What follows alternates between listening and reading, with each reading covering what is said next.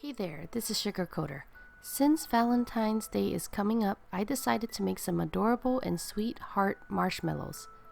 This is a recipe from Alton Brown and it works really well. First, I put unflavored gelatin and water in a mixing bowl. Mix it a bit and then set it aside. In a small pot over low to medium heat, I boiled water and granulated sugar together. I occasionally mixed it and boiled it until it reached 240 degrees Fahrenheit. Afterward, I added the sugar syrup mixture into the mixing bowl with the unflavored gelatin. I put the mixer on the lowest speed as I poured in the sugar syrup mixture to prevent it from splattering everywhere.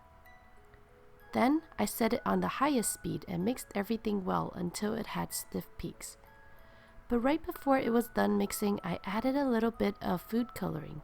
And just for the record, you don't need to add any food coloring at all. It's totally up to you. I let it cool for about 10 minutes before pouring the whole batter into a baking dish that was coated with a powdered sugar and cornstarch mixture. I used a small spatula to even out the top and then dusted the top with more of the powdered sugar and cornstarch mixture. Then I flipped the baking dish on top of parchment paper. For the last step, I used a heart cookie cutter to cut out the heart marshmallow shapes. To prevent the sides of the marshmallows from sticking, lightly coat it with the powdered sugar and cornstarch mixture again. So have you made homemade marshmallows before? In my opinion, they taste more delicious than store-bought marshmallows. Anyways, I hope that you liked this video. Thank you so much for watching and have a sweet day.